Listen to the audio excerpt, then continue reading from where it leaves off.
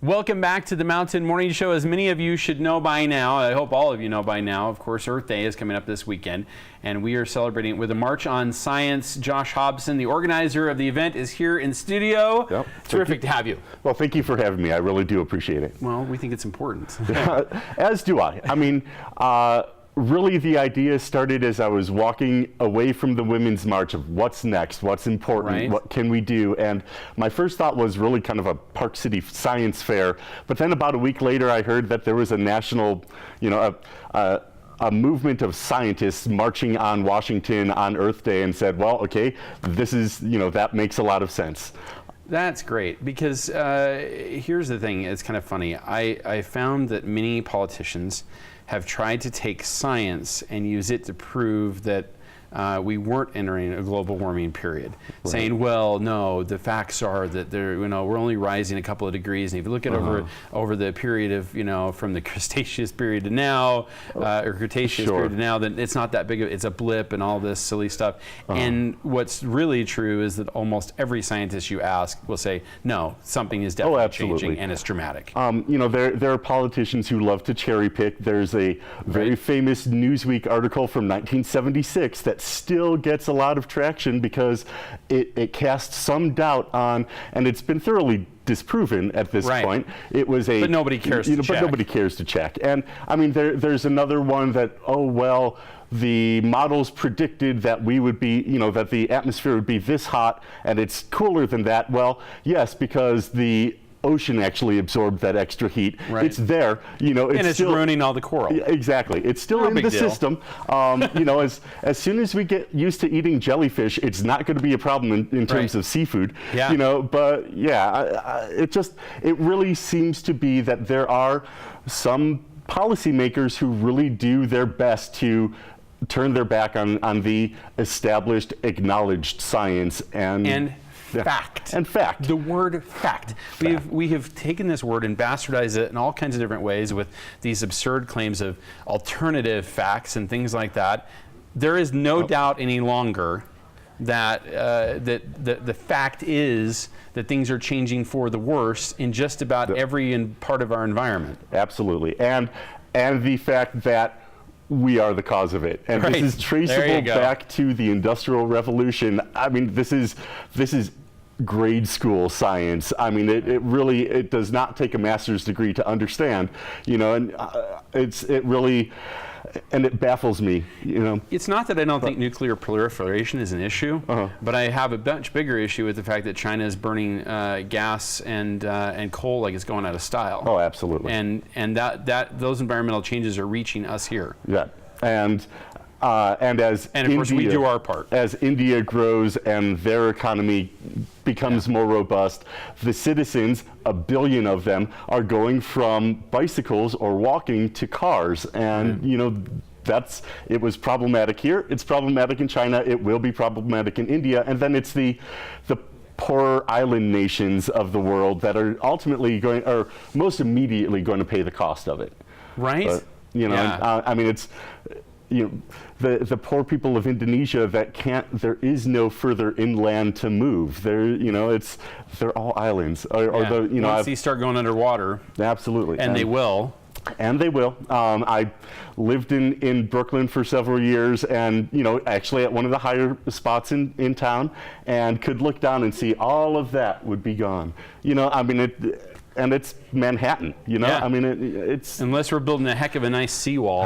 Jeez, yeah. Yeah, we're gonna have some Manhattan underwater too. And really, at this point, we can do what we can to hit the brakes.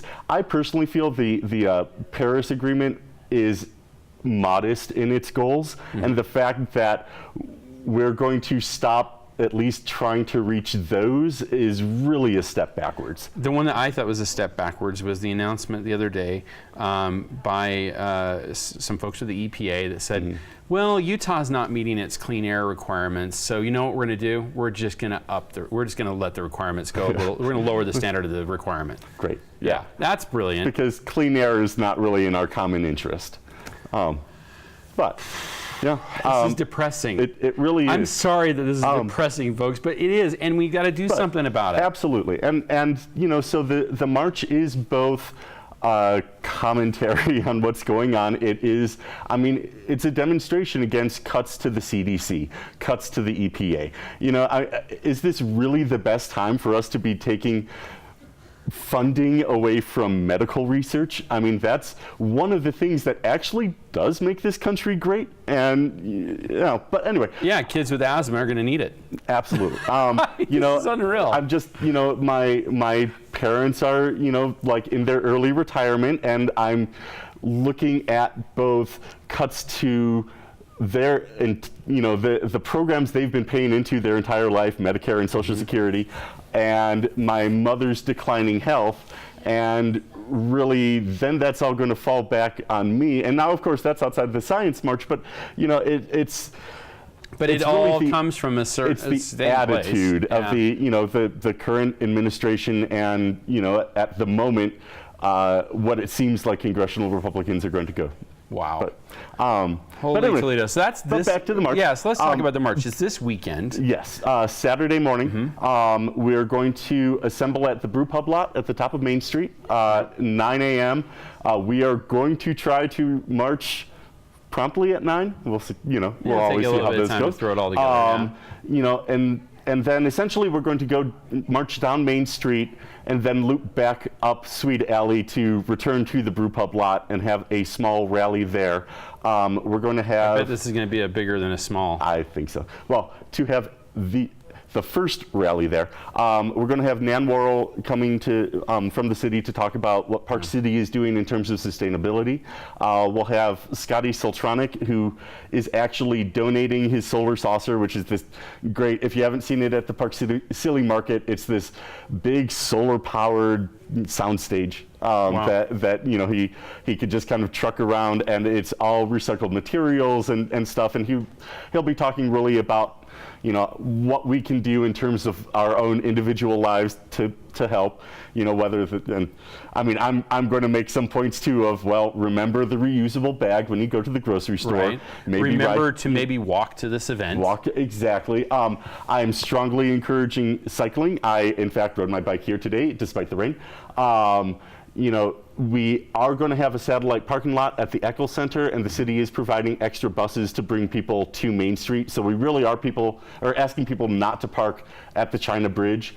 But once we do, and walk, drive. Yeah, you know, walk and bike. This bike. whole, I moved to Park City in part because I can get around this town without a car. Between the buses and my bicycle, and there's not a single spot in town I can't access. And for the older folks, there's the, you know, the e-bikes. You can, you know, get one of those. Right.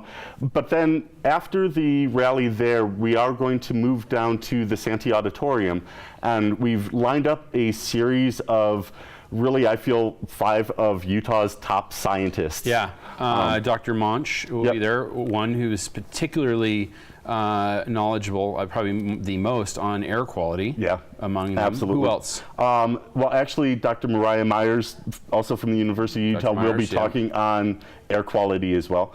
Rob Davies is coming to talk about climate, which is really his forte. Then Chris Johnson from the Science Computing and Imaging Institute will be coming to talk about, I mean, really visualization of big data and how that, you know, is improving not just medical research, but, you know, weather forecasting and everything in between. And weather forecasting is getting harder. Yeah. You know, a lot harder to do. It really is. Sorry. My older brother is a meteorologist in the Midwest. He's more the storm chaser, and you know, but and it's complicated. Yeah. And yes, all this big data is immensely helpful in getting the models more correct. But oh, geez, it's still. And then we have Dr. Rob McLeod, who basically teaches scientists how to talk science to the rest of us. Yeah, you know? An interpreter for scientists. Exactly, and so we thought he would be a good person to, you know, again, put in front of us. And we really have asked the presenters to make their presentations as, you know, kid approachable as possible. Part of one of our goals in the march is to inspire that next generation of scientists among us, you know, the students that are already here. And the ones that are going to be facing the most difficulty, thanks to the people who came before us and us. I apologize to our future generations that this is what you're getting going to be your problem, but it is absolutely going to be your problem. But so you know, true. but it does also start with us, you know, and there are absolutely things that. Well, what you said is we have to hit the brakes. Yeah. And we do. The scientist that I was talking to at Sundance said, look, he goes, if we don't this year, it's too late. Yeah. I mean, I think people need to understand that, especially that's true of the coral. Yeah. If we don't stop it right now, we aren't going to have fish to eat. Yeah, exactly. You know, I'm a crazy cyclist. Last summer, I rode my bike from my friend's place in North Carolina up to Grandma's house in Wisconsin. And as I was going through Indiana, there were signs at basically every waterway that said, do not enter the water, do not eat the fish out of the water, it is contaminated. And it's throughout the entire state. And I mean, sure, the industrial history of Indiana is a little different than what we have here in Utah, but water's a lot more scarce here. So, you know, we really, I mean, it's not a state-by-state issue. It's something, you know, that even as a nation, it's too small to think about just what the United States is. It's a global phenomenon that we will have to address globally. And thankfully, we do have unprecedented means of communicating with each other, of, you know, understanding what's going on in other parts of the world. And demanding change. That's the one I keep saying. We right now, you have the opportunity that we never had in the past to be able to say what you want, every time you want, anytime you want, as often as you want, on the web, and maybe start affecting some change. Absolutely. Please, for crying out loud, take the time to do it. And not to, you know, get overtly political, but, you know, if we have policymakers who ignore the facts, then either we need to bring them to sense, bring them to reason, or we need to replace them. You're right, and Josh. it's really, there's no more time. We can't wait any longer. The time is now. Yeah. The time was 30 years ago, but you know, right, Josh. you know, the next best time was yesterday, but you know, we have today, and we certainly have Saturday morning. And that's all the time we have as well. So make sure you get out there Saturday for this very important event. It's the March on Science. We all need to be part of this. Bring those signs, say what you need to say, and make sure you spread it out on the web. This is your chance to speak. We will see you tomorrow from 7 until 11. For myself, Eliza, and everyone else here at Park City Television, have a great day.